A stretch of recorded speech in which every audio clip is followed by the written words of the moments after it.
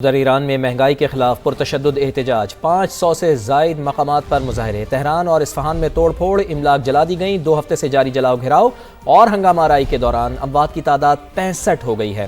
ایران کا امریکہ پر بدامنی کی سرپرستی کا الزام، سلامتی کونسل کو خط لکھ دیا ہے۔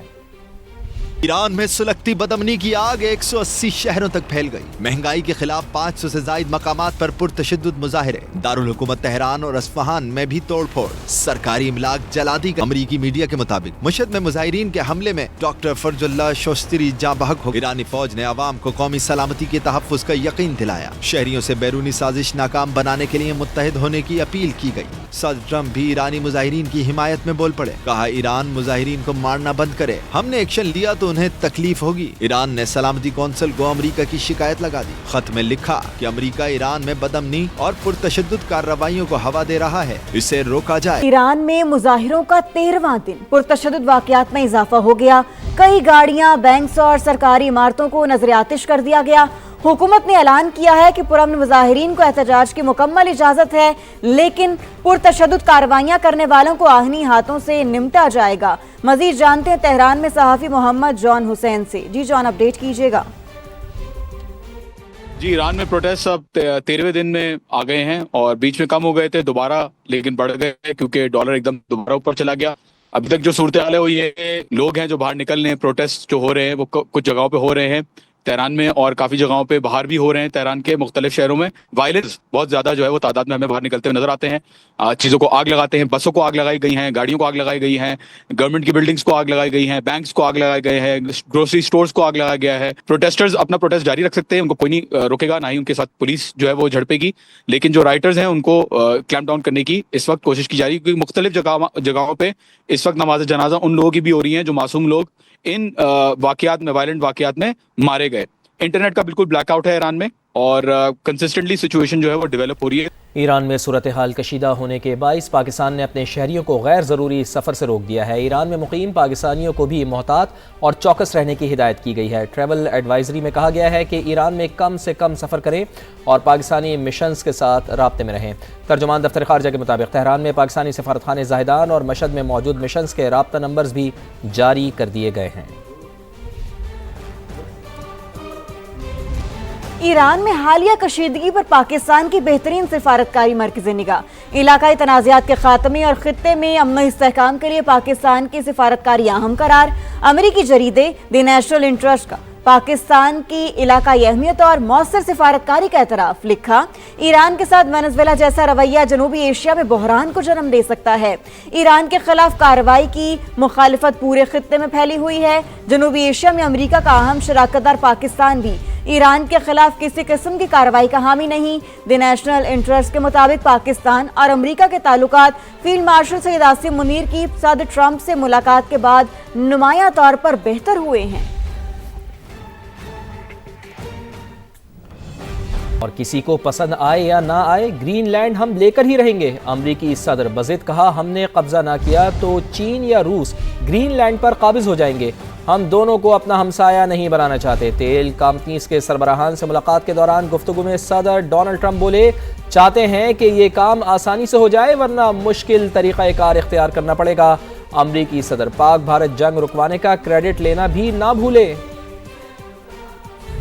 Going to do something on Greenland, whether they like it or not, because if we don't do it, Russia or China will take over Greenland, and we're not going to have Russia or China as a neighbor. I would like to make a deal, the easy way, but if we don't do it the easy way, we're going to do it the hard way. I settled 8 wars, big ones, like India and Pakistan, where already 8 jets were shot out of the air. Prime Minister of Pakistan came here, and he made a very public statement. He said that President Trump saved minimum 10 million lives.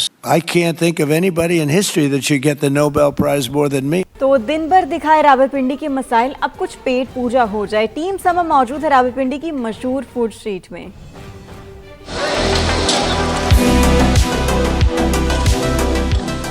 Rawalpindi کے شہر سے ہم نے آپ کا شہر، آپ کا سما آج آپ کو پہنچانے کی پوری ایمانداری سے، پوری نیک نیتی سے کوشش کی۔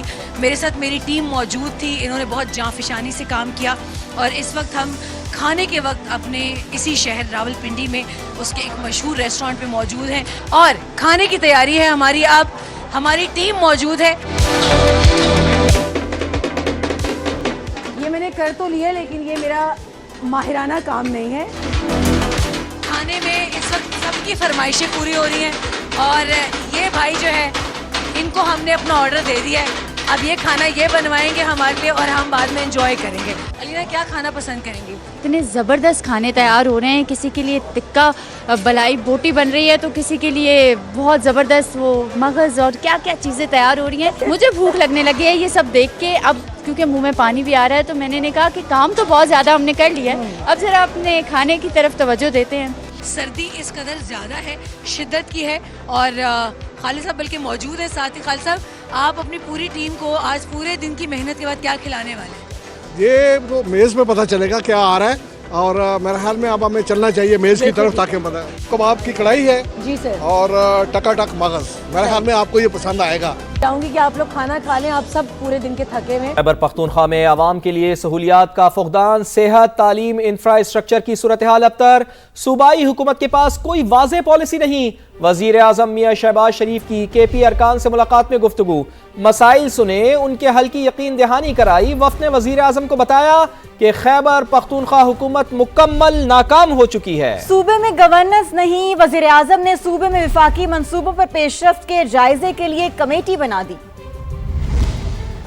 صحت ہے نہ تعلیم, انفراسٹرکچر کے لیے بھی کوئی منصوبہ نہیں. خیبر پختونخوا حکومت کے پاس عوام کے لیے کوئی واضح پالیسی نہیں. وزیر اعظم شہباز شریف کی تنقید, کہا خیبر پختونخوا میں عوامی مسائل کا مکمل ادراک ہے, اپنے دائرہ اختیار میں پائیدار حل کے لیے سنجیدہ اقدامات کر رہے ہیں. خیبر پختونخوا کے عوامی نمائندوں نے وزیر اعظم شہباز شریف سے ملاقات میں کہا خیبر پختونخوا کی حکومت مکمل طور پر ناکام ہو چکی.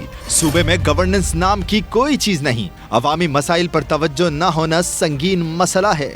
وزیر اعظم نے یقین دلایا کہ وفاقی ترقیاتی منصوبوں کی بروقت تکمیل حکومت کی ترجیح ہے. وزیر اعظم نے وفاقی وزیر منصوبہ بندی احسن اقبال کی سربراہی میں کمیٹی بنا دی جو خیبر پختونخوا میں وفاقی منصوبوں کی پیش رفت کا جائزہ لے گی. شہباز شریف نے نوجوانوں کو بھی پاکستان کا قیمتی اثاثہ قرار دیا. بولے میرٹ پر لیپ ٹاپ کی پالیسی جاری رہے گی. اہم بیٹھک میں گورننس سمیت مجموعی سیاسی صورتحال پر بھی تبادلہ خیال کیا گیا. پہلے بھی کئی بار پی ٹی آئی کے احتجاج سے نمٹ چکے, اب بھی ایسے ہی نمٹیں گے. جن کا کام مذاکرات ہے وہ بات چیت کرے, میری ذمہ داری دوسری ہے. وفاقی وزیر داخلہ محسن نقوی کی پریس کانفرنس, بولے وزیر اعلیٰ کے پی سے کارکردگی پر سوال کیا جائے. اس قسم کا لا اینڈ آرڈر آئے گا تو پھر ان کو اسی سے حساب سے نبڑ لیں گے. پہلے بھی کافی دفعہ اب تو پریکٹس ہو گئی نبڑنے کی. ملک کے اسٹیٹ کے خلاف جب بھی کوئی ہتھیار اٹھاتا ہے تو وہ قرآن مجید میں اور اسلام میں اس کا بڑا کلیئرلی لکھا ہوا ہے کہ اس کا حل کیا ہے اور اس کو کس طرح ہینڈل کرنا ہے. تو اب چھوڑ دیں کہ میری سوچ کیا ہے, باقی لوگوں کی سوچ کیا ہے. قرآن مجید کے حساب سے دیکھ لیں تو میرے خیال میں سب کو جواب مل جائے. ہمارے علماء کرام محفوظ ہیں اور انشاءاللہ تعالی محفوظ رہیں گے انشاءاللہ. میرا کام تو دوسرا والا مذاکرات جن کا کام ہے وہ کریں گے. تحریک انصاف کو باغ جناح میں جلسے کی مشروط اجازت مل گئی. سندھ حکومت نے این او سی جاری کر دیا. شرجیل انعام میمن کہتے ہیں اشتعال انگیز تقاریر اور فرقہ وارانہ گفتگو کی اجازت نہیں ہوگی. قانون کی پاسداری, امن و امان کی ذمہ داری منتظمین پر عائد ہوگی.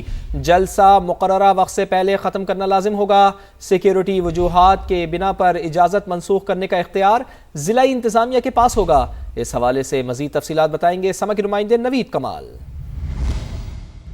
جنوری یعنی کل یہاں پر بڑا جلسہ منعقد کرنے کا دعویٰ کیا گیا ہے پاکستان تحریک انصاف کی جانب سے, لیکن یہاں پر وہ گہما گہمی جو ماضی میں ہم دیکھتے تھے مختلف سیاسی جماعتوں کے یہاں پر جلسے منعقد ہوئے نظر نہیں آ رہی. پولیس کا یہ کہنا ہے, ایسٹ زون پولیس ہے, ان کا یہ کہنا ہے کہ یہ مشروط اجازت دی گئی ہے جس میں جو ہے اشتعال انگیز تقاریر اور جو ہے کسی کی بھی کردار کشی اور خلاف اخلاقیات کے خلاف تقاریر پر پابندی عائد کی گئی ہے. اس کی ٹریفک کی روانی کو بھی جو ہے جلسے کے جو منتظمین ہیں ان سے مشروط کیا گیا ہے.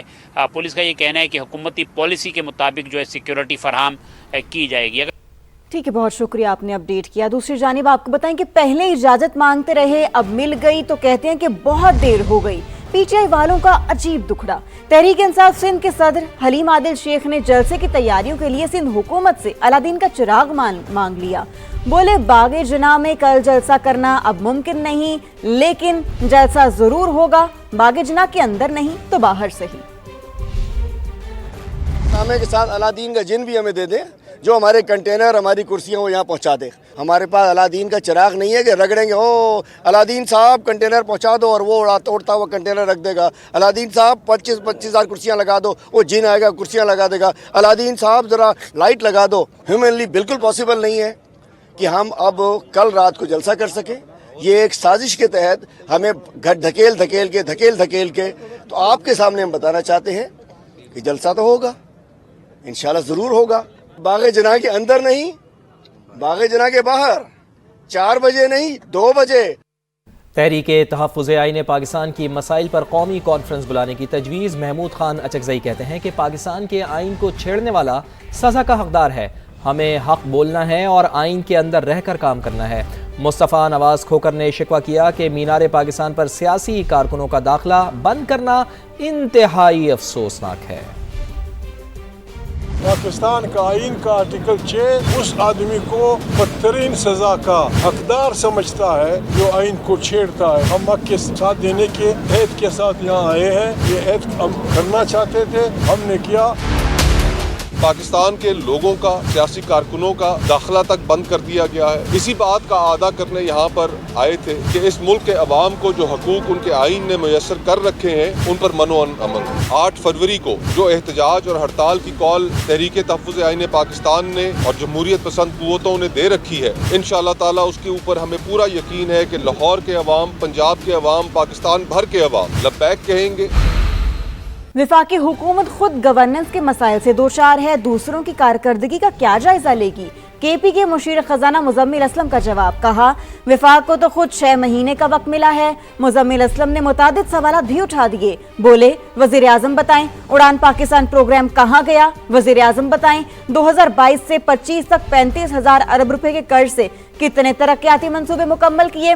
21 साल में बेरोजगारी बुलंद तरीन सतह पर क्यों है? 45% लोग गुर्बत की लकीर के नीचे कैसे पहुंचे? विफाकी वजीर एहसन इकबाल बताएं सी पैक समेत उनकी वजारत के मंसूबों की सूरत हाल क्या है?